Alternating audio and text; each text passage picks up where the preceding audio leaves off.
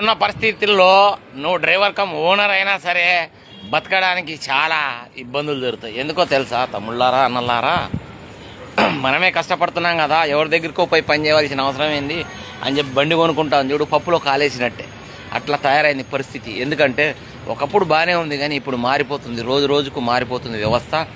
Company ఉందనుకో ఆటోమేటిక్గా వాళ్ళే ఏది కంపెనీ వాళ్ళు లారీ మోటార్ వెహికల్స్ కంపెనీ వాళ్ళే నీ దగ్గరికి 10 సార్లు తిరిగి ఫ్రీగా బండి ఇచ్చి నీకే ఇంకా పెట్టుబడి బండి తిప్పుకో అని చెప్పి పెట్టుబడి ఇస్తుంది. ఆయన చేయవలసినది ఏం దొరికే, నా కంపెనీ ఉన్న యజమాని ఒక మంచి డ్రైవర్ని మెయింటెనెన్స్ ఆయనకు సంబంధించిన మెటీరియల్స్ తిప్పుకోవడం దాంట్లో వచ్చింది. లాస్ట్కి 5 సంవత్సరాల తర్వాత ఫైనాన్స్ తీరినాక బండి మిగిలిన సార్లే మనం చేసేదానికి ఇది అది 2 వెళ్తున్నాయి కదా అని చెప్పేసి ఆలోచించి ఒక బండి కొనేట ఆయన 4 బండ్లు కొంటున్నాడు. ఇలా డ్రైవర్ చేసుకున్న అంత ఉత్తమం ఇంకోటి లేదు.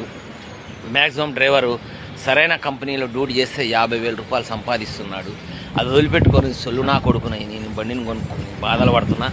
మీరు కూడా తువాలు వేసుకొని పెట్టుబడి లేని పని ఒక తువాల 10 రూపాయలు పెట్టి తువాల భుజం మీద వేసుకొని డ్యూటీకి పోతే 50,000 రూపాయలు కట్ట నెల రోజులు డ్యూటీ చేసి 50,000 జోలో పెట్టుకొని రావాల్సిన పరిస్థితి వచ్చింది మన డ్రైవర్లకు. డ్రైవర్ చేసినోడు బ్రతుకు హాయిగా ఉంది కానీ ఓనర్ చేసినోడు బకెట్ పట్టుకొని బిచ్చగాని లెక్క అవుతాడు. నాలాగా అంగిలు చింపుకోవద్దు, మీరు లారీలు కొని బాధలు పడొద్దు అన్నలారా, మీ కాలు మొత్తం మీ దండాలు పెడతాం సరేనా.